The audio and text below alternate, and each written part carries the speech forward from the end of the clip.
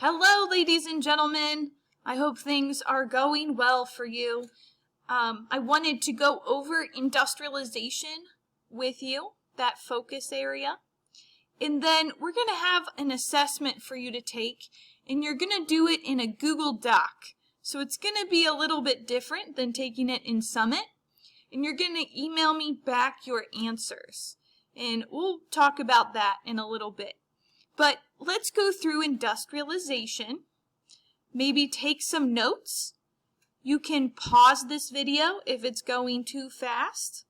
And this will be the key information you need to know for your assessment. So industrialization, that means the growth of machines, factories, and production. So making things. When we think about industry, we think about things being made by machines in a factory, okay? Now, sometimes we use the word labor. Labor is just a fancy word for work. Okay, so here's my little worker guy. He is a worker, or we could call him a laborer. So who were these laborers? Who were the workers? Well, at the time, there were two different groups. One group were immigrant workers. So they were moving to the United States from other countries. And then the other group of workers would have been unemployed farm workers. So these are farm workers who no longer have jobs. So they have to go get a job in a factory. So why were these groups important? They're important because they are producing goods in factories that will help the United States have more things, more products for people to buy. Now these two groups, the unemployed farm workers, did not like the immigrants, so they did not get along. And that was because the farm workers thought the immigrants were taking their jobs, so they saw them as a threat. They were worried there would not be enough factory work for everybody.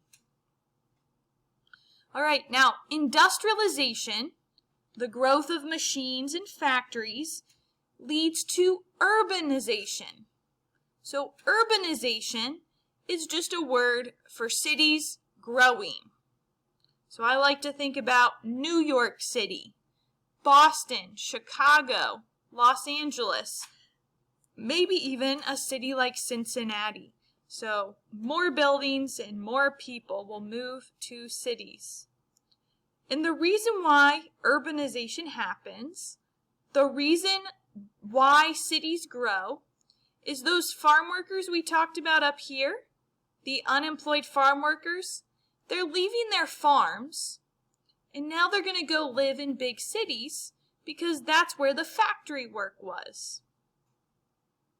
Now, the reason why these farm workers needed to go work in factories was because things were getting easier on the farm.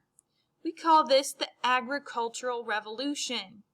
So, new farm technologies helped produce more food, more crops, but it also meant that there was less work for farm workers to do. So, for example, we had old tractors or plows, and they could do more work than 10 men put together. So, there's less need for people to work the fields because machines could do that same job much faster.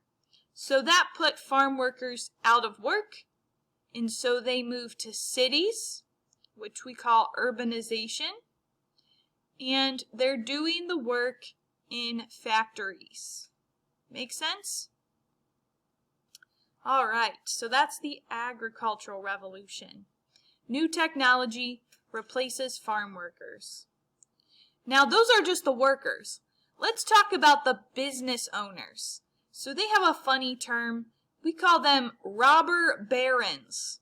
It's kind of a crazy word here. It's just a term for the rich men who made lots of money during the time of industrialization. So, they're the business owners. They don't have to do the hard jobs in the factories. They get to sit in their nice big houses and enjoy being rich.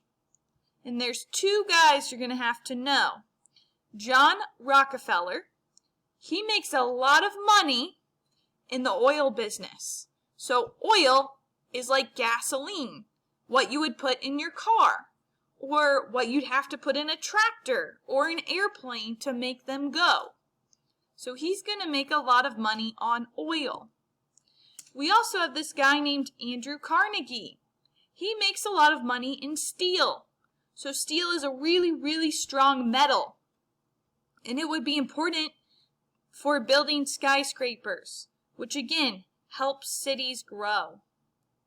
So our overall theme that we talk about here is industry will help America become a world power. We can make more goods. We can sell them to other countries. We can make more money. And that's going to help America become a world power by the 1900s.